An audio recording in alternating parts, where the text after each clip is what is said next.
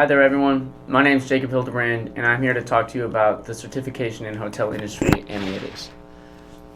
I'm going to be joined later by Jonas Berkowitz, Patricia Liston, and Catherine Tito. But I'm going to start out this conversation with talking about the hotel industry analytical foundations. Within the hotel industry analytical foundations, there's a couple of different players that we need to familiarize ourselves with.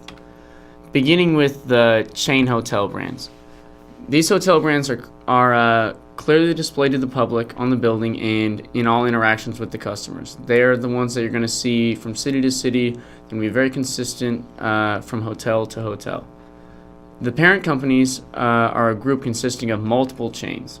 There's going to be a lot of diversity in brands, in scale, in different types of hotels. Very few of certain hotels to many hotels, to be worldwide, always changing. Within the next type of affiliation is the management company. Operates a hotel for another party. This has been an example of this would be at the Purdue Union Hotel, how it is a independent hotel which is ran by a third-party company. Another example of an affiliation is the owner. There are many companies that own multiple hotels and usually like to stay within those types of brands. And the final affiliation is the asset management company. It represents the owner in the operation of a hotel. This is a much newer concept in the hotel industry. To dive a little deeper into the chain affiliations, these hotels have evolved in many aspects but have also remained the same. They've gotten a lot bigger and a lot larger with a lot more hotels, but in the fact that their standard from hotel to hotel has pretty much stayed the same since their beginning. Now we're going to dive a little bit into the operations, independents, and soft brands. There are three different types of operations within a hotel. The chain managed, where the chain owners are also the ones that manage and operate the hotel at the same time. This is also known as a corporate managed hotel. The second type is a franchise hotel, in which the brand stays the same, but a third party is the one that operates the hotel, but the chain, the brand, receives some sort of franchise fee. And the third type is an independent hotel, which is not affiliated with the chain or a parent company, completely its own entity with no other strings attached. Another type of operation I want to talk about is soft brands, which is where a parent company brings a unique independent hotel into their portfolio without bringing multiple different hotels throughout the country. And as you can see, the amount of chain hotels versus independent hotels varies from country to country. In the U.S., it's very obvious that we have many chain hotels, but as you can see here, Italy has way more independent hotels. The next topic I want to get into is the categorization of the different hotels in the industry. Starting off with geographical categories. We're going to start with, it goes from world, continent to subcontinent to country. And the SCR definitions roughly correspond to the UNWTO definitions about what qualifies as a country or a continent. However, they only use 4 different continents compared to the 7 as we all learned about growing up, just the Americas, Europe, Mideast/Africa, and Asia Pacific. The most important thing to remember in the geographic categories is the market and the submarket. Market can usually be split up into 2 different types, a city or a metro or a rural non-metro areas. For example, like Illinois could be split up into the Chicago area, which would be a city market, but then you would have like northern, western, and southern Illinois, which would be rural markets. And then within these markets, you have a geographic subset of a market called a submarket, where you could have, for Chicago, you could have the south side, airport, west side, north side, or the suburbs, and then in the rural areas, a small city could even be considered a submarket. To move into more non-geographic categories, you have 2, and that's scale and class. These are very similar in that They are broken up based upon ADR of all hotels in the world. However, scale has the seventh category where all independent hotels are placed. And then in class, the only difference is they have the same 6 categories of scale, but that 7th category where the independent hotels are, they're then broken up and divided amongst the rest of the chain hotels based upon their ADR.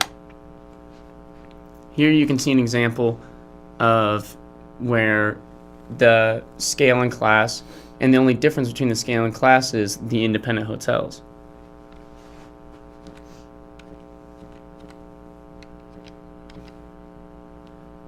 The 6 different top categories in a scale go from most expensive to least expensive, starting with luxury to upper upscale, upper mid-scale, and economy. And the last topic that I'm going to talk to you about is the competitive set, otherwise known as a comp set. The purpose of a comp set is to benchmark your property against other hotels that are very similar to you in many different aspects, and to see how you're doing compared to your competition. Comp sets for a chain hotel are a decision based upon a joint effort with multiple stakeholders. And the reason that we come up with these comp sets and make them actually realistic goals is to actually improve your hotel. If you pick a comp set that you can easily beat, then your hotel is never getting any progress, not getting any better. And the average number of hotels in a comp set is between 5 and 6. The 4 P's to remember when creating a comp set are participation, proximity, pricing, and product. Participation is how often the hotel participates in the STR reports. Proximity is how close it is to your current hotel. Pricing, how much their ADR is. Hey guys, my name's Jonas. Today I'm going to be talking to you about property level benchmarking with the STAR reports. It's important that while taking the CHI exam, you read each question carefully and be sure to look at all the answer choices before picking the right answer. So we're going to go right into it with segmentation and additional revenue. I'm going to highlight a few key terms on this slide. The first one is going to be group, and those are going to be rooms sold in block of 10 or more. From experience with taking the CHI exam, they'll try to trip you up and throw a different number other than 10 in there. So for this term, it's important to remember that group is a block of 10 or more. And then moving down a little further, for contract, airline crews and permanent guests make up a majority of contract reservations for hotels, so that's also something important to remember.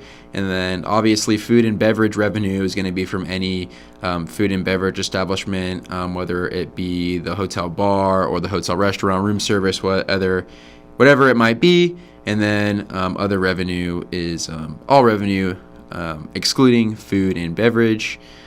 So who uses STAR reports?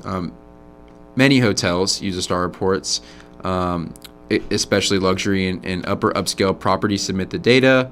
And so we're going to move on here to the next slide. So what is the STAR report? Launched in 1987, it's a Smith Travel Accommodations report. Something important to highlight on this slide is that STAR reports never show individual data for any other hotel except for the subject. So that is a very important takeaway from this slide, as well as the STAR reports are usually generated as Excel workbooks. And then when are the STAR reports published? They're monthly, around the 16th through the 18th of the month. And then weekly reports go out on Tuesday night and daily reports around noon. And the STAR report is comparing the subject hotel, which is the hotel you might be working at, to the rest of the hotels in the competitive set that you are in. So who are you comparing to if you're the subject hotel in the STAR report? So they break it up into a few different competitive set segments. They use market, market class, submarket, and submarket scale in North America, class outside of North America. So be sure to remember those. And outside of North America, they compare the subject hotel using a different order. They use submarket collapsed class, submarket, market class, market collapsed class, and market. So just remember that there's some different segments for whether you're dealing with hotels in North America or outside of North America. Don't want to get those confused. So we're going to look here at a monthly performance glance here for a star report with your property, which is the subject versus the competitive set. A few things to note, general information at the top, and then just moving right into the report, highlighting the dates here. We use occupancy, ADR, and RevPAR at the top, and then we're going to move down the screen and you can look at the percent changes. Fairly easy to read. You can see here on the left column you've got month, YTD year to date, running 3 month, running 12 month, and then you obviously see your property compared to that of the competitive set. So for example, just looking at the first couple numbers we see for occupancy percentage in the current month, your property had a 74.3% occupancy percentage, and the rest of the competitive set had a 76.5% occupancy. So you're actually under the competitive set occupancy percent for that month. And then moving down, you can compare those numbers as well. And then the star compares occupancy percentage, ADR, and RevPAR. Again, highlighting here, your property is going to be on the left, competitive set in the middle, and then the index. And so here we're going to look at a competitive set report, dive in a little deeper. Something important here to look at is going to be the monthly index on the CHIA exam. They're going to be asking you to compare how your hotel did against the competitive set in a graph here. And you can see they have a few different lines for the different categories. We've got occupancy in blue, ADR in green, and RevPAR in orange. And so the competitive set is the black dashed line that's running through the center of the graph, and then your different categories are spaced out amongst the competitive set. And so big takeaway from this slide would be to make sure you understand how to read that, understand where your occupancy, ADR, and RevPAR are in relation to that of the competitive set. And then we've got specific numbers by month here at the bottom. You've got YTD, you've got running 3 month, running 12 month. So that's asking you to dive a little bit deeper. For the sake of this slide, we're going to ask you to focus on the monthly index graph. And then we got percent change here in the top right corner. Just another visual to show you where you're relating to the competitive set over time, YTD, running 3 month, and running 12 month. And then again, the numbers are here on the right side of the slide. So we're going to look here at the, we're going to zoom in for you on the monthly index graph. The dotted line is going to be the index of 100. So if you're above, you're over 100, and then if you're below the dashed line, you are below 100. So you're able to see how your hotel relates to the competitive set for specific months. It's going to show 18 months of key performance indicators, KPI performance, for again occupancy, ADR, RevPAR. It's nice because it's easy to read. You can see the interaction of the indexes over time, over the 18 months. Typically on the CHIA exam, they'll throw you in a situation where they say that you're the GM of a hotel and you decided to implement some changes, and it might give you a couple different answer choices asking you what you did or what happened for the changes that you've done. And so all you really need to do is just look at this monthly index chart and be able to see where you relate to the competitive set. So here we're going to zoom in on the monthly data tables. Just be able to understand again that the star report is comparing your property to the competitive set, and then it gives you an index. And then something different about this one is it gives you the rank actually at the bottom of the first chart here. So you're able to see where you ranked out of the competitive set. For example, 3 of 5, you had the maybe third highest occupancy out of the 5 hotels in your competitive set.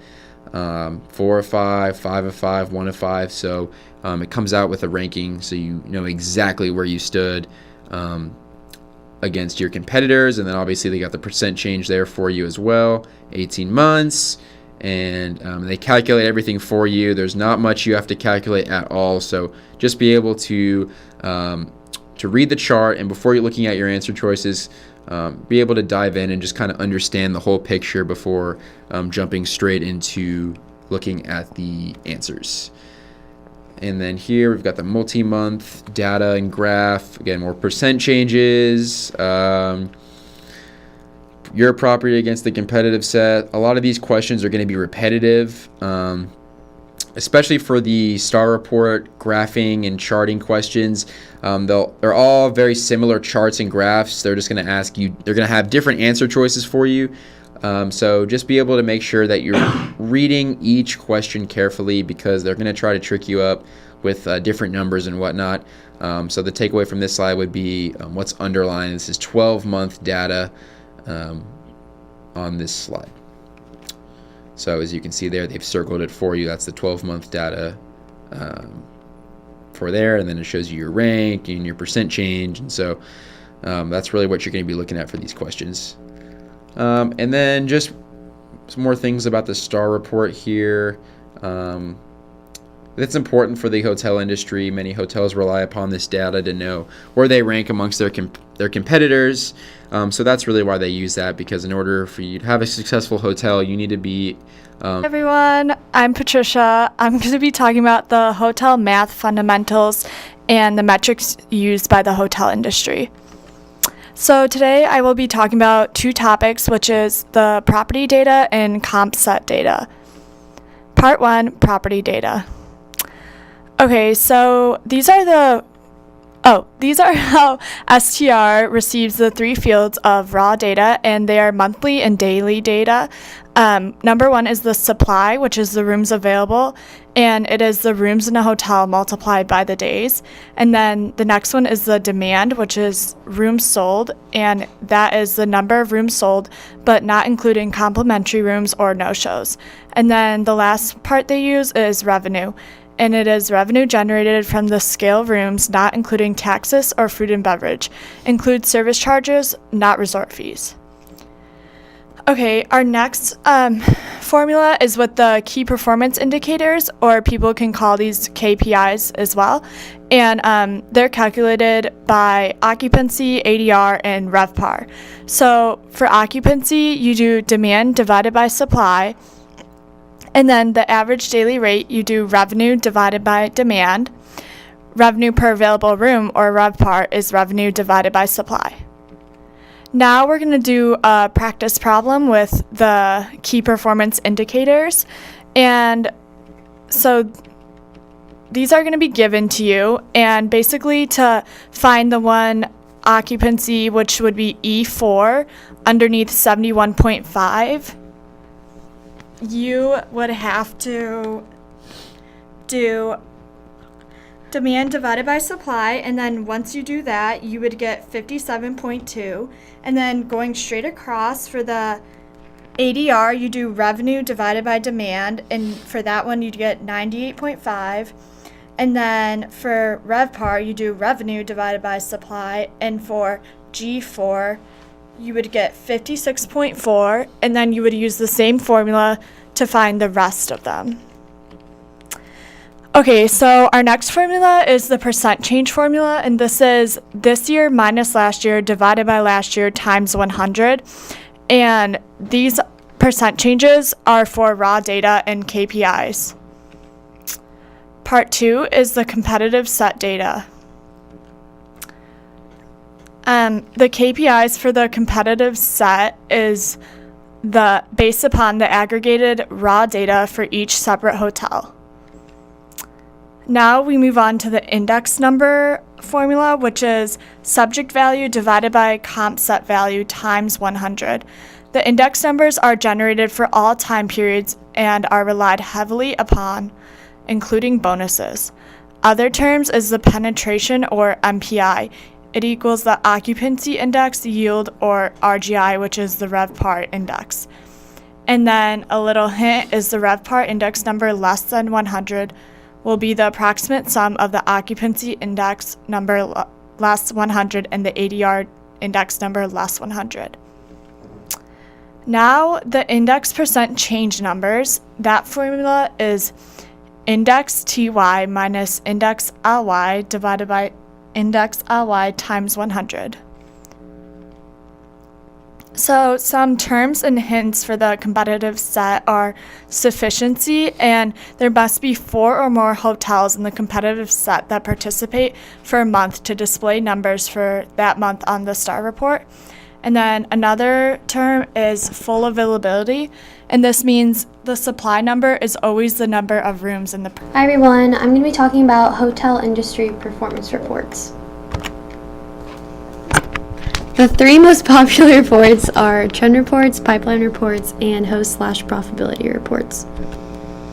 So a trend report is going to be monthly and daily performance information. A host/profitability report is going to be annual profit and loss data, and then a pipeline report is going to be developmental/supply information. So the first report I'm going to talk about is trend reports. So trend reports are by far the most popular ad hoc report. There are varied options when it comes to selecting hotels for a trend report. Standard industry segment, select hotels based upon variables or choose specific properties. And then when selecting specific hotels, you need to obtain a participation list. So the rules for that would be the same as your comp set. So you have to have 4 or more hotels plus percent checks. And then types of data, it would be monthly, daily, segmentation, and then quarterly. And then the data ranges, you have 3 options, or choose a start date. So data goes back to 1987 or later, depending upon the area of the world that you're in. And then the currency would be any currency that you desire. So just whatever currency you use in your location. The second kind of report is a pipeline report. So a pipeline report is going to display statistics on existing hotels and hotels in various phases of development. So the different terms that a pipeline report would use would be existing supply, so hotels that are already open, recently opened hotels, so hotels that were opened within the previous 12 months. In construction, so vertical construction on the physical building, final planning, under contract construction to begin within 12 months, planning, under contract construction to begin after 12 months, and then unconfirmed. So those are potential projects, but they aren't set in stone. And then for pipeline reports, you can select an industry segment such as a market or a country, so you can kind of have a more specific report. Here's an example of a pipeline report. So as you can see, it's very clearly written out for you, so you can just see how many hotels are in construction. So on the side it'll usually say what kind of class the hotel is in, so you know whether it's relative to you or not. And then here's another example. So you can look at the historic supply, which is helpful to know how many luxury, upper scale, mid-scale, economy, whatever kind of hotel was put into construction recently. And then you can see the in construction, final planning, and unconfirmed on the other slide. And then the last report I'm going to talk about is host/profitability reports. So here's an example of one of those. So basically these are really helpful because you can see revenue from other areas of your hotel. So you can just kind of get a better idea of where most of your revenue is coming from.